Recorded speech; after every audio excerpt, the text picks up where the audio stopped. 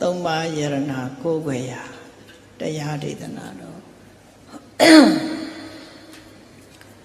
ဒီနေ့ညတပါးတပင်ခန္ဓာကိုရွှေဘုန်းတော်သခင်ရှင်တော်မြတ်ဖရာဤမဟာကရုဏာကုံကိုအာယုံပြုငါတိကျူဖွဲ့ဆိုအပ်သောဝန္ဒနာပနာမအာတိတဂါထာကိုယေစုပူဇော်ခြင်းဖြင့်စတင်ကြရအောင်ယောကပဂောတိဟိပိယပမိယံကာလံကရွန်တောတိဒုက္ခရာနိခေရံကတောလောကဟိတယာနာထောနမောမကာရုဏိကတတတ္တယောနာထောဝိနိယမြာစွာတတ္တဝါဤချမ်းသာစိပါလိုလားတောင်းတဂုံပေါင်းခါသဖြင့်နာထမြညာခြင်းရှင်တော်မြတ်ဖရာသည်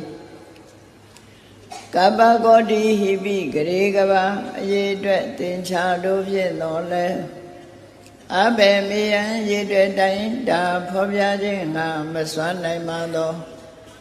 ကာလံလေးအသင်ချေသိမ့်နေကဘာရှိကြသောကာလပတ်လုံး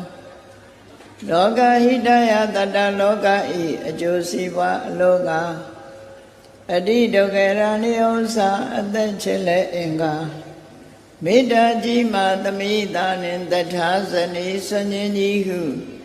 ကျက်တိထဝေငါးသွဲအစုအလုံးခဲရင်တော်မူတော်ကိုကရွန်တော်ဘုရားဖြစ်ရန်ဤတန်ကြိုးကိုအာထုတ်တော်မူရသည်ဖြစ်၍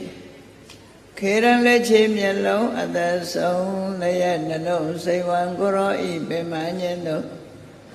ကတောဘဝဒါနကျိတ်ဖတ်များစွာရောက်တော်မူခဲ့ရရှာလိပြီမဟာကရုဏီကတတတဝါများရင်ဝဲသားကဲ့သို့တနာချစ်ခင်မဟာကရုဏာရှင်ဖြစ်တော်မူသောတသနာထသဝိနည်းများစွာတတ္တဝါဤချမ်းသာစီးပွားလိုလားတောင်းတဂုံပေါင်းခါသဖြင့်နာထမြညာထိုရှင်တော်မြတ်ဖရာအားနမောယုတိပြောင်းပြောင်းမှန်ကိုလျော်၍ကရောယောကျိုးရှိခိုးခြင်းသည်အထုဘဝတုစင်စစ်မသွေဖြစ်ပါစေတည်း